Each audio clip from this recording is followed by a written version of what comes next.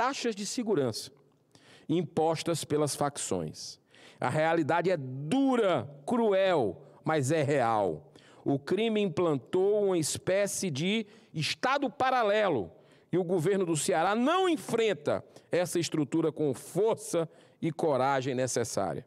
Ao contrário, assiste tudo de forma inoperante, escondido atrás de números manipulados, discursos vazios e sem muita pressão de uma mídia, salvo exceções, que foram cooptadas pelo governo do Estado com patrocínios de bilhões de reais de propaganda e publicidade, que chega ao nível de gastar como São Paulo, o estado do Ceará, quase em valores absolutos, para todo mundo ficar em silêncio e achar que está tudo sob controle. Enganar o povo cearense, que está sofrendo lá na ponta essa tragédia humanitária. O que se passa no Ceará não é fruto apenas do avanço natural da criminalidade. É o resultado direto da negligência prolongada, de políticas de segurança equivocadas e do uso ideológico de instituições públicas. A política de segurança estadual se transformou em um simulacro de eficiência sustentado por propagandas, como eu falei há pouco, milionárias, enquanto a população vê suas comunidades ruindo. Há bairros onde a polícia não entra, senhor presidente. Há quarteirões onde moradores são obrigados a pedir autorização do crime para realizar mudanças, festas, reformas e até mesmo funerais à luz do dia. Isso acontece no Ceará, na terra da luz hoje. Estamos diante de um quadro de desintegração social que nenhum governo sério poderia tolerar. O município de Pacatuba, ali pertinho, da região metropolitana, na região metropolitana de Fortaleza, e o distrito, por exemplo, de Uirapoanga, em Morada Nova, são exemplos claros desse abandono. Em Pacatuba, diversas áreas se transformaram em zonas de desocupação forçada.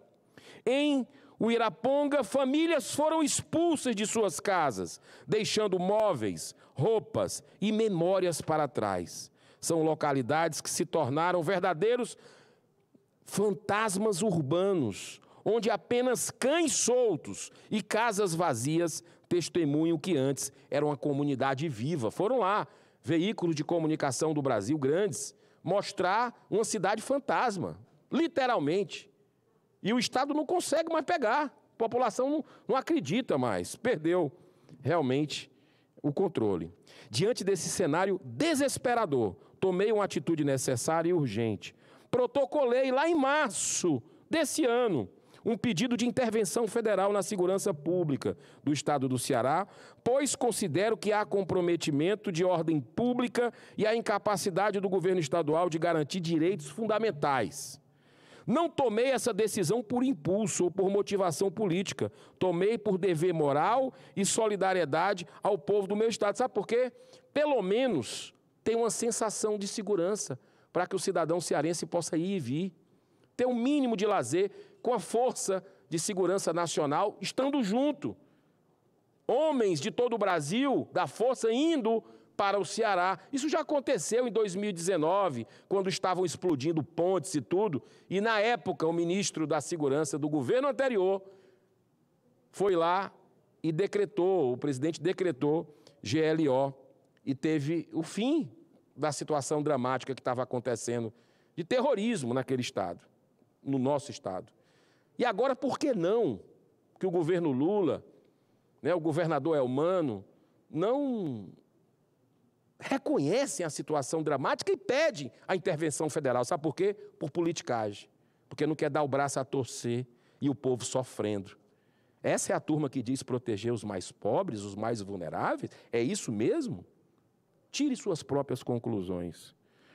Quando o Estado não consegue cumprir, senhor presidente, sua função básica de proteger o cidadão, cabe sim ao governo federal intervir, e a Constituição é clara sobre isso. Eu fiz a minha parte. Como senador da República, eleito por 1.325.786 cearenses sedentos por justiça no meu país, por mudança, por segurança.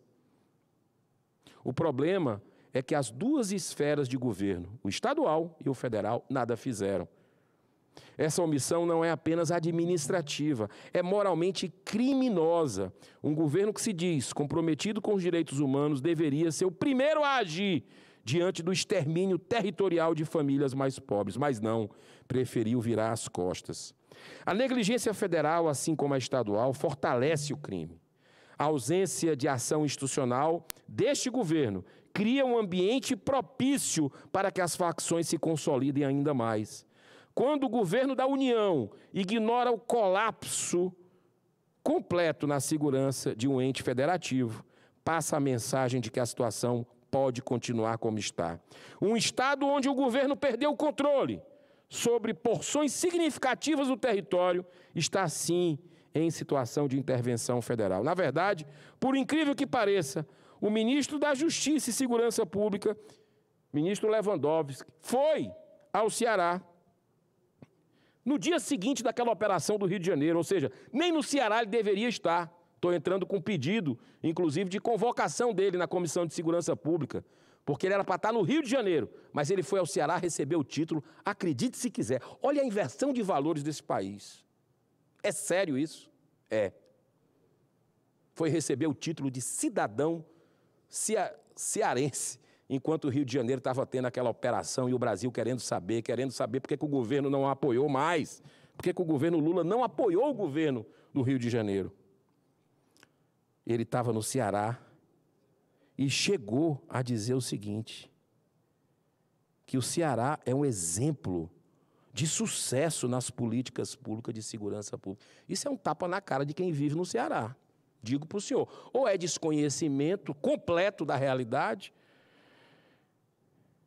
ou é má fé, para jogar para a plateia do Brasil que não conhece. Dizer que o Ceará é referência em segurança, os piores índices de segurança do próprio governo que ele faz parte, do ministério dele, do Fórum Brasileiro de Segurança Pública, dizem que 10 dos 12 municípios mais violentos no Brasil estão 5 no Ceará. Quase a metade, 5 no Ceará e 5 na Bahia, administrados pelo partido que ele faz parte, que ele está no governo, né? Nesse governo Lula, administrados pelo PT.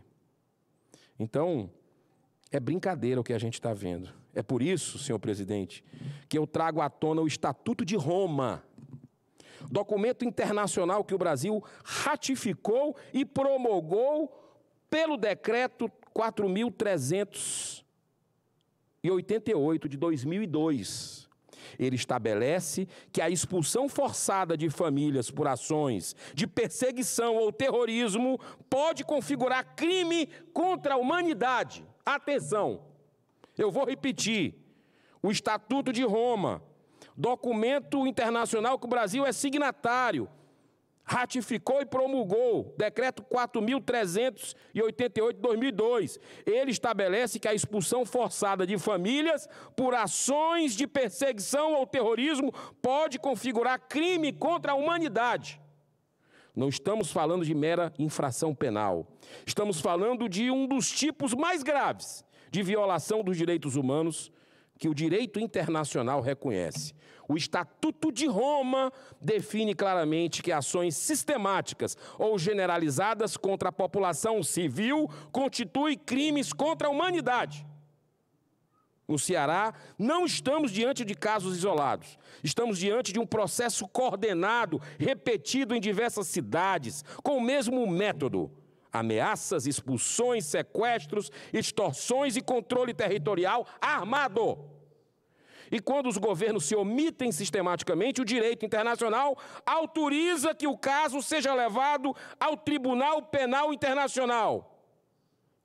E é isso exatamente que estamos preparando com responsabilidade e rigor. Nosso mandato, junto com outras entidades, com apoios nacionais, nós vamos dar entrada.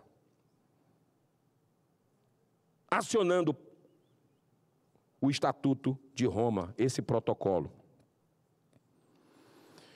Portanto, senhor presidente, informo que já estamos preparando o material, estruturando para levar esses atos às instâncias internacionais adequadas. Não aceitaremos que milhares de famílias sejam tratadas como refugiados dentro de seu próprio país, dentro de seu próprio estado, onde nasceram, onde têm suas raízes, seus ancestrais. Já há base jurídica, materialidade, testemunhos e contexto suficiente para argumentar que há, sim, crimes contra a humanidade em prática no território cearense. Mas o problema não se limita ao território e às expulsões. No meu Ceará, estamos assistindo ao avanço de um fenômeno gravíssimo, a perseguição religiosa promovida por facções criminosas. Não é exagero, senhor presidente, é fato documentado. Várias matérias, inclusive nacionais. No município de Maracanaú, o mais violento do Brasil, segundo o Fórum Brasileiro de Segurança Pública, uma facção muito conhecida tem invadido terreiros de Umbanda, ameaçando líderes religiosos e ordenado a expulsão de famílias que praticam a sua fé. Essa prática é uma violação direta ao direito fundamental de liberdade religiosa, garantido pela Constituição Federal e por tratados internacionais, do qual o Brasil é parte.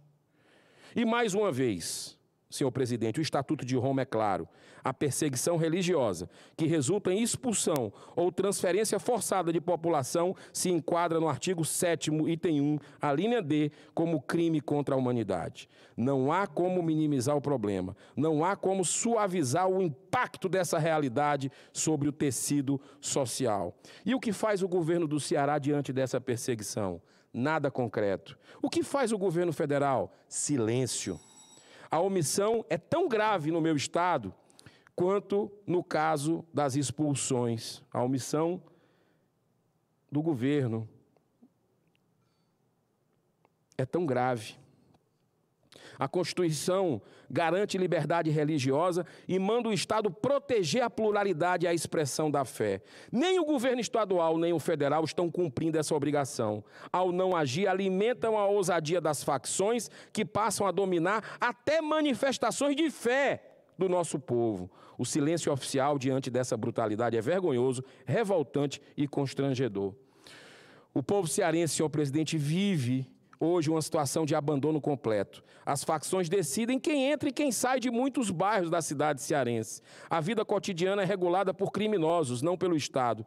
Muitas famílias vivem sob o toque de recolher informal, sob constante vigilância do crime. Isso não é vida. Isso não é liberdade, isso não é democracia. Ainda tem gente que fala soberania. Soberania para quem? E no Brasil hoje tem soberania? Crime mandando e desmandando na população? É inacreditável que em um país que se diz defensor dos direitos humanos não haja reação firme, coordenada e urgente dos governos responsáveis. Não podemos normalizar o horror, não podemos permitir que bairros inteiros sejam classificados como território do crime, não podemos tolerar que o Ceará seja tratado como caso perdido enquanto seus cidadãos imploram por ajuda. Não é apenas uma questão de política local, é uma questão de soberania nacional. Se o Estado brasileiro não consegue garantir a ordem e a segurança, isso compromete a federação inteira. Quando até a União se recusa a agir diante da destruição da ordem pública, ela abdica de sua missão constitucional. E isso coloca em risco não apenas o Ceará, mas a integridade da federação. As facções não respeitam fronteiras estaduais. Sua expansão compromete toda a segurança nacional. Presidente, o senhor já está sendo benevolente. Senador Paulo Paim, lhe peço mais um minuto que eu encerro. Por tudo isso, defendo que essas famílias expulsas recebam tratamento oficial de vítimas de graves violações de direitos humanos. Não são desabrigados, não são deslocados, são vítimas de uma política de terror promovida pelo crime e facilitada pela omissão estatal. Essas famílias precisam de acolhimento, proteção, reassentamento, acesso a políticas públicas e prioridade em programas sociais. O Estado brasileiro não pode virar as costas para quem já perdeu tudo. Não é caridade, é obrigação moral, constitucional e humanitária. E para que essas famílias deixem de ser invisíveis, anuncio aqui que estamos finalizando um projeto de lei que cria o Cadastro Nacional de Pessoas Expulsas de suas casas por ação criminosa. Esse cadastro permitirá ao governo federal reconhecer oficialmente essas vítimas, dar prioridade a elas em políticas de habitação como Minha Casa Minha Vida e no programa de reforma agrária, políticas de aluguel social e benefícios de transferência de renda, além de inseri-las em programas sociais e oferecer acompanhamento psicossocial e jurídico. Não podemos permitir que essas famílias continuem peregrinando entre cidades, moradias improvisadas e abrigos temporários. Precisam de políticas permanentes, sérias e eficazes. Só para concluir a frase, senhor presidente, que eu sempre gosto de terminar. Sabe por quê? A vulnerabilidade dessas famílias é extrema e não pode ser tratada de forma burocrática. Estamos falando de brasileiros que foram arrancados de suas próprias casas pela força do crime. O Estado deve reparar essa perda com medidas reais, não com discursos. Inclusive, na lei antiterrorismo da presidente Dilma, está lá claro essa questão da liberdade religiosa, que isso se enquadra. E é o que está acontecendo no estado do Ceará. Nós vamos acionar. Está tudo na lei do Brasil. Agora não pode ter 2 pesos e 2 medidas, interpretação para lá e para cá. Esse caso lá de Maracanã é grave, não é por acaso que é o município mais violento de todo o Brasil. Encerro com a mensagem do cantor e compositor John Lennon, em sua arte pacifista. A paz não é algo que você deseja, é algo que você faz, algo que você é e algo que você dá. Que Deus abençoe a nossa nação, a nossa semana, senador Confúcio, que seja repleta de produtividade e de vitórias para o Brasil de bem. Muito obrigado. Muito bem.